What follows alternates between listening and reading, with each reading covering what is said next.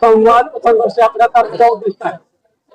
आज ज्या परिस्थितीमध्ये शेतकऱ्यांची जी परिस्थिती या उभ्या महाराष्ट्रामध्ये झाली, माननीय राजू शेट्टी साहेबांनी साहेबांच्या आदेशावर संपूर्ण महाराष्ट्रामध्ये खास करून जो मराठवाडा आहे आणि विदर्भ या भागामध्ये शेतकऱ्यांशी संवाद साधावा, कार्यकर्त्यांशी संवाद साधून एक वज्रमूठ तयार करावी, येणाऱ्या काळामध्ये जो शेतकऱ्यांचा प्रश्न आहे ते कुठेतरी मार्गी व्हावे या दृष्टीने संपूर्ण महाराष्ट्रात एक कोर कमिटी तयार करून, उच्चस्तरीय कोर कमिटी तयार करून कार्यकर्त्यांशी संपर्क साधण्यासाठी आज आम्हाला पाठवलं आहे.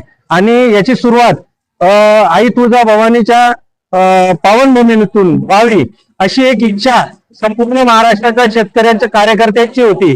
आणि शेट्टी साहेबांच्या आदेशान्वये आज आम्ही इथून एक वज्रमूठ घेऊन पूर्ण महाराष्ट्रात फिरणार आहोत आणि शेतकऱ्यांची एक वज्रमूठ तयार करून येणाऱ्या काळामध्ये या सरकारला याची जाणीव करून देऊ की या महाराष्ट्रामध्ये आणि या देशामध्ये शेतकऱ्यांशिवाय कोणता पर्याय नाही. आणि अनेक उद्योग येतील, काही सगळं काही होईल, पण जर खायला मिळणार नाहीत आणि शेतकरी जिवंत राहणार नाही तर तुमच्या या राज्य कारभाराला आणि तुम्ही जे राज्य मिळवत आहेत, जी तुम्ही एक राज्य मिळवण्याची जी महत्वाकांक्षा घेऊन फिरतायत त्याला काही अर्थ उरणार नाही. म्हणून या भूमीतून माननीय मुख्यमंत्री साहेबांना एक आम्ही प्रार्थना करतो की आपण ज्या पद्धतीने जे सरकार चालवत आहे त्या सरकारमध्ये शेतकऱ्यांना एक अग्रगाम ठेवावा आणि शेतकऱ्यांच्या न्याय हक्कासाठी काहीतरी चांगले निर्णय घ्यावे. म्हणून आज आम्ही या यात्रेची सुरुवात करतो.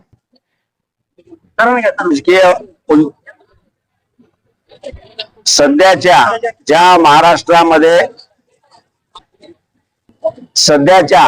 ज्या महाराष्ट्रामध्ये उलथापालथ होत आहे, राजकीय उलथापालथ, ह्या फक्त आणि फक्त स्वार्थासाठी आहेत.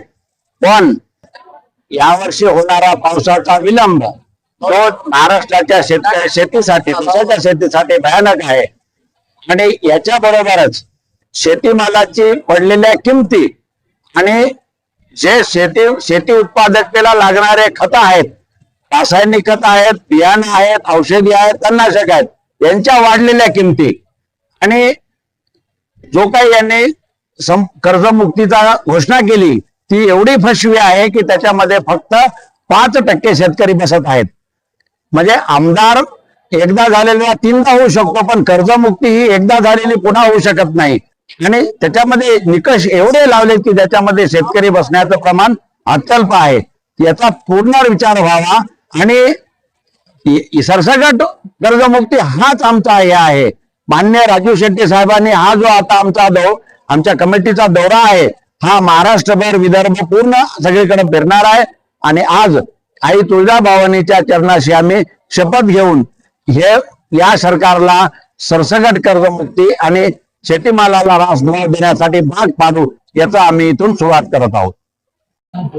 आज आम्ही आई जगदंबेच्या चरणी प्रार्थना केलेली आहे की महाराष्ट्राचा शेतकरी माझा हवालदिल झालेला आहे, पाऊस लांबलेला आहे. सरकारने जी कर्जमाफी जी जाहीर केली ती टोकटी आहे, पूर्ण फसवणारी आहे.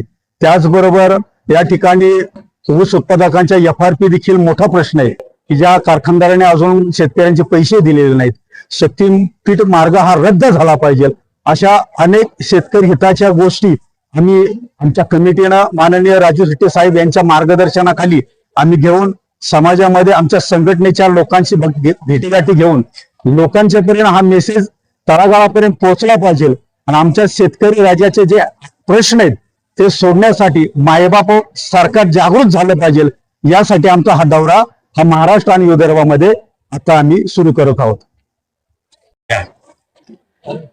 आज महाराष्ट्राची कुलस्वामिनी आई तुळजाभवानी त्या वंदन करून आज ही संघर्ष यात्रा आज या ठिकाणी निघते आहे. त्या संघर्ष यात्रेचं सांगायचं झालं तर आज परिस्थिती बघितलेली शेतकरी नेता कुठे राहिला आहे. एका बाजूला कर्जमाफी संकट आहे, एका बाजूला पाऊस पडत नाही.